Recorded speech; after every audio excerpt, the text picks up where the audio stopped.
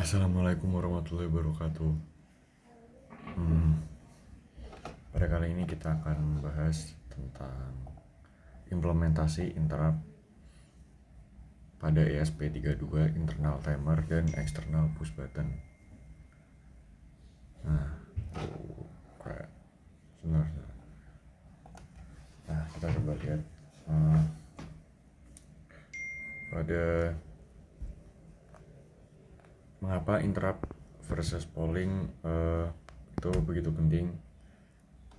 Nah, jadi polling mengapa interrupt? Nah, mengapa kita memilih interrupt? Jadi ini perbandingan antara interrupt dan polling.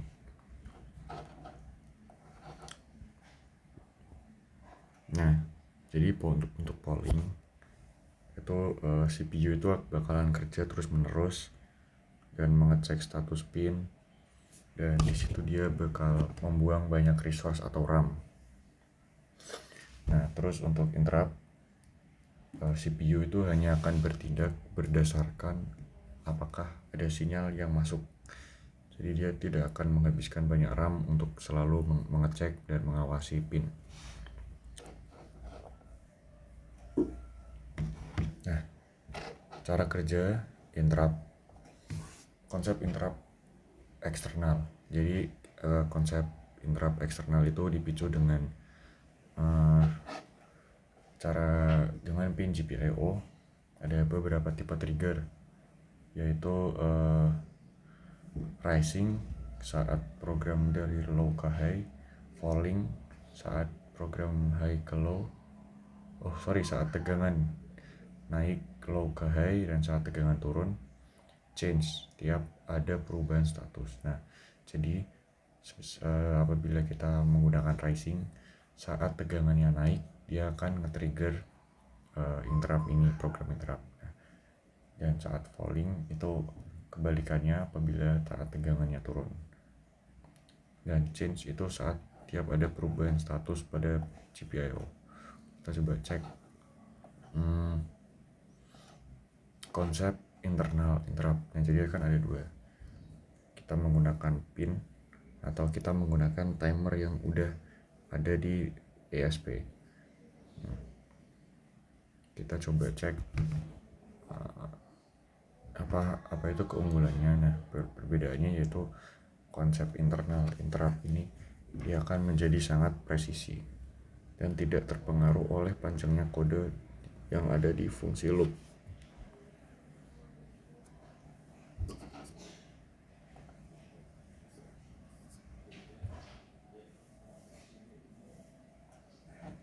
Oke, ini aturan emas ISR. Nah, ada beberapa peraturan, yaitu singkat. Jadi jangan melakukan kalkulasi berat. Nah, ini mungkin dari segi program, atribut IRAM ATTR, letakkan fungsi di RAM agar akses lebih cepat. No delay, jangan gunakan delay dalam ISR karena program interrupt ini harus dengan cepat. Variabel volatile, gunakan tipe data volatile untuk variabel yang nilainya berubah di dalam ISR. Jadi ini ada gambar contoh dari ISR. Apabila tombol dipencet, dia akan masuk ke pin, kan menggunakan eksternal. Nah, nanti di sini langsung CPU-nya memprioritaskan dari GPIO yang ini, dan program akan langsung berjalan gitu. Jadi diprioritasin.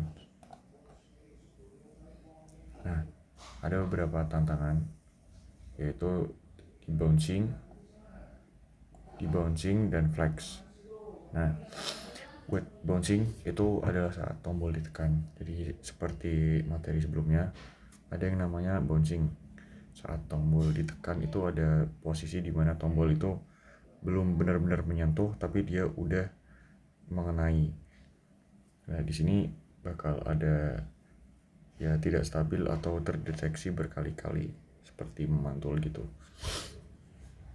Apa solusinya? Nah, menggunakan variabel waktu milih untuk membatasi durasi antar interrupt, ya biar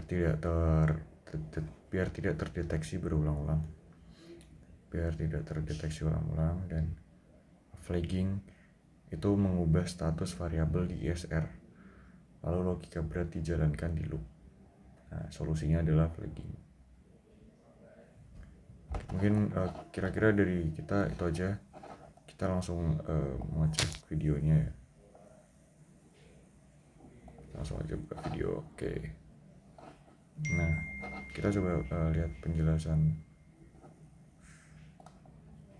Kita coba lihat penjelasan coding dari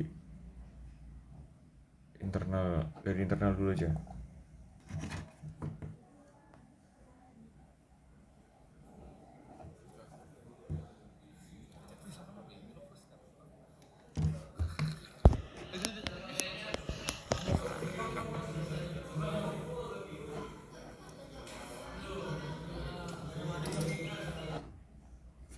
Nah, di sini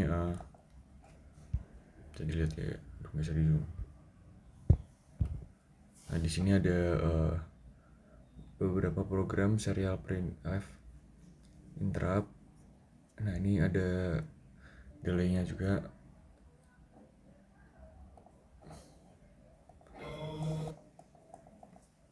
Nah, ini hasilnya.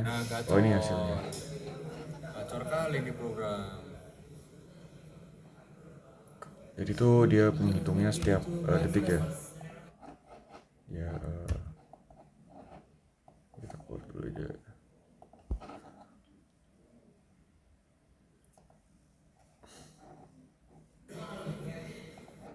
Nah, ini adalah program yang kita gunakan.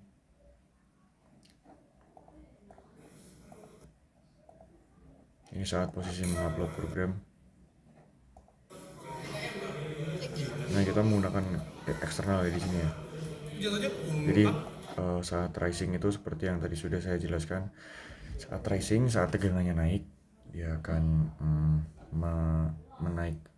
menaikkan counter rising ini, dan saat dilepas dia akan menaikkan counter falling. Coba kita lihat penjelasan codingnya.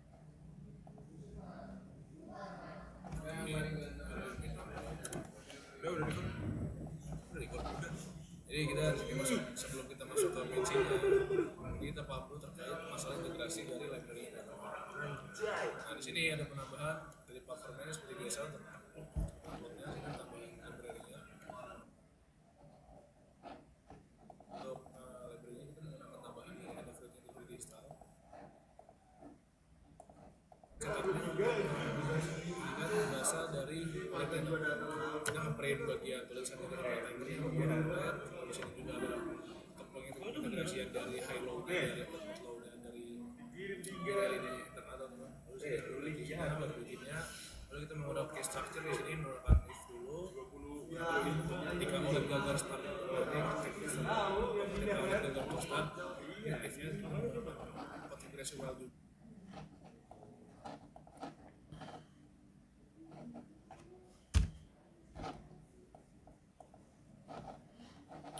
Terus itu mungkin dari penjelasan codingnya seperti itu.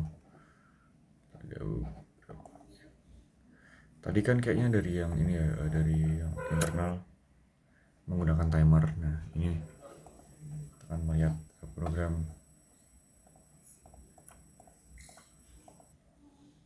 Coba kita lihat. Ayo.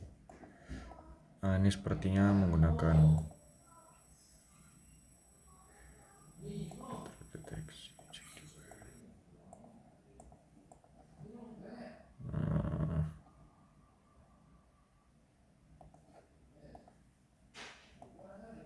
Oh, ini yang kedip-kedip. Kita cek yang ini.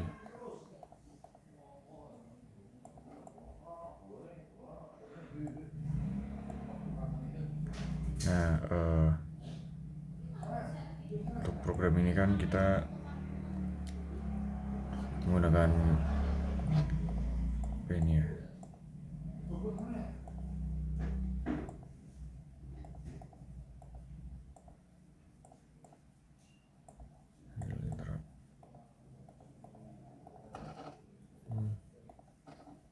Kita coba cek hasilnya. Belum riset sama itu. Enggak ada bisa turun. Saya 30 nih. Situ. Itu cuma kalau Agak bertahap sih. Oh, ini projectnya ya, project yang ini dia cuma menggunakan sensor DHT. soalnya ada pakai SD. Berapa meetingnya anjing? 30. 30 pas.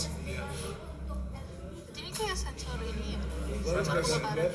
Enggak, sensor ruangan. Nah, jadi saat suhunya 30, lampunya bakal stop blinking ya, seperti yang udah ada di program ini.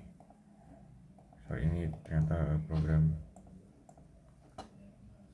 ini buat LED start blinking, terus di sini ada void loop.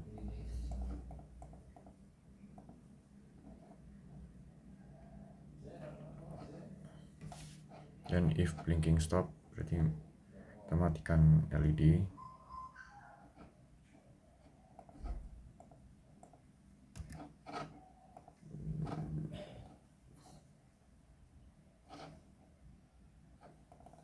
Ini bagi apa ya? Lu jangan loncat lagi nih, mau direkam. Oh, ini menggunakan ini sensor DHT.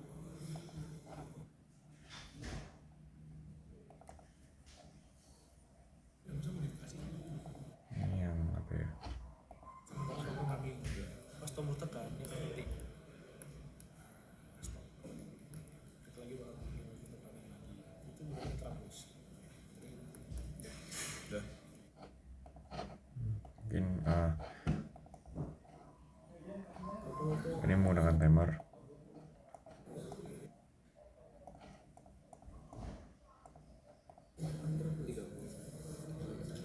Nah, ini trap kita menggunakan timer. Timernya 2 detik. Mungkin kira-kira itu aja dari hasil praktikum kita kali ini. Ini ada beberapa foto-fotonya.